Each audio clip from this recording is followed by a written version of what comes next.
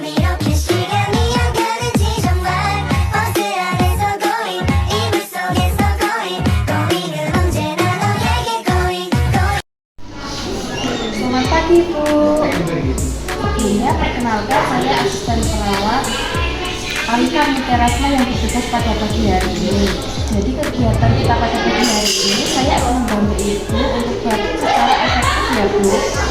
Tujuannya supaya Ibu bisa melakukan batuk secara efektif, kemudian bisa dengan mudah mengeluarkan lendir dan juga supaya jalan pernafasan lancar. Jadi saya bantu kamu.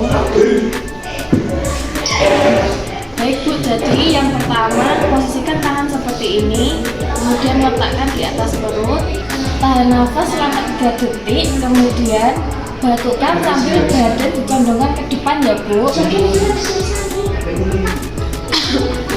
Ya, sekali lagi.